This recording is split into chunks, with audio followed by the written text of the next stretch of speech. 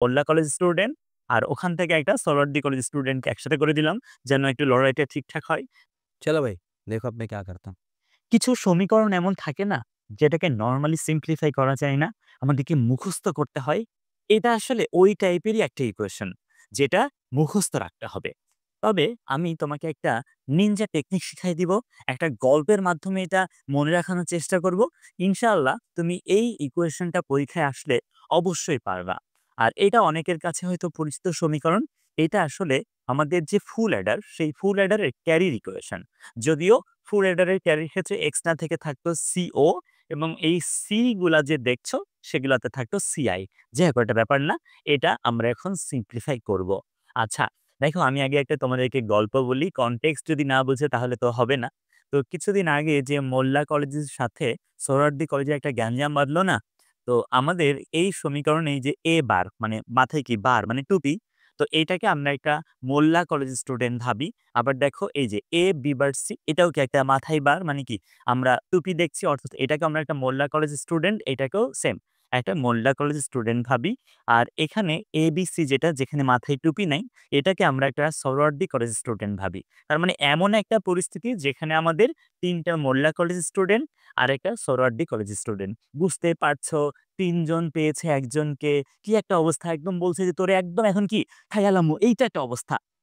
যাই হোক, তো এই যে এবিসি যেটা অর্থাৎ সোহরাওয়ার্দী কলেজের স্টুডেন্ট যে সে কোথা থেকে জানতে পেরেছে পি প্লাস পি সমান নাকি পি হয়। তোমরা হয়তো জানো একই জিনিস যোগ করলে তাই হয়।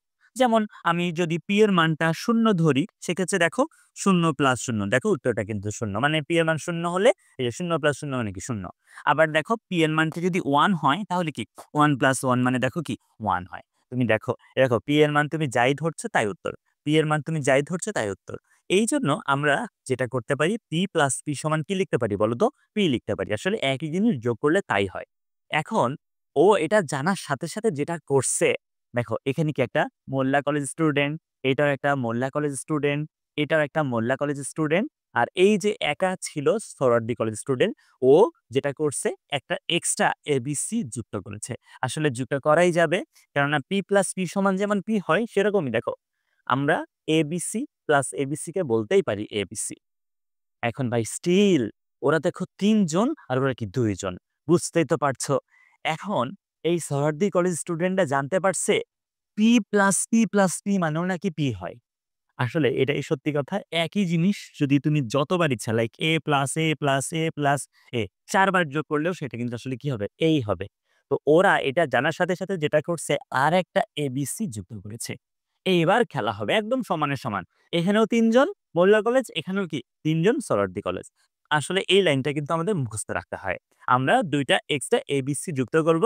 মানে কাহিনী হচ্ছে আমরা চাচ্ছি একদম সমানে একটা লড়াই হোক। এইজন্য আমরা কি ২ টা এবিসি যুক্ত করেছি। এইটাই আমাদের এই সমীকরণে মুখস্থ। এরপরের পার্টগুলো আসলে খুবই সহজ। যেমন দেখো, আমরা আসলে চাই যে তাদের মধ্যে যে ক্লাসটা সেটা একদম যেন মানে সমানে হয়।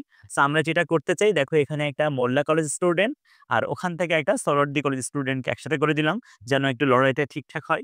আবার দেখো এখানে একটা মোল্লা কলেজ স্টুডেন্ট আর এখানে একটা সোহরাওয়ার্দী কলেজ স্টুডেন্টকে একসাথে করে দিলাম। আবার সেম এই যে আরেকটাও আছে দেখো মোল্লা কলেজ স্টুডেন্ট আর সোহরাওয়ার্দী কলেজ স্টুডেন্টকে একসাথে করে দিলাম। আচ্ছা, আর দেখো আমি আগেই সরি বলে নিচ্ছি। তোমরা হয়তো কষ্ট পাবা। আমি আসলে বোঝানোর সুবিধার্থে বলেছি। তোমাদেরকে ছোট করতে, হেয় প্রতিপন্ন করতে আমি আসলে বলছি না। সো যদি তোমরা কষ্ট পেয়ে থাকো আমি আগেই হাত জোড় করে তোমাদের কাছে সরি বলে নিচ্ছি। আচ্ছা, তো যাই হোক আমি এগোচ্ছি। আমরা দেখো মোল্লা কলেজ স্টুডেন্ট এবং সোহরাওয়ার্দী কলেজ স্টুডেন্ট থেকে দেখো আমরা বিসি কমন নিতে পারি এখান থেকে। এবং কমন যদি নাও তাহলে এখানে কি বলো? এবার বাকি থাকে আর এখানে কি থাকে? এ। আচ্ছা। আবার দেখো এই যে ২ টা পার্ট সেখান থেকেও দেখো আমরা কমন নিতে পারি কি বলতো? এসি। তখন হবে কি বলতো?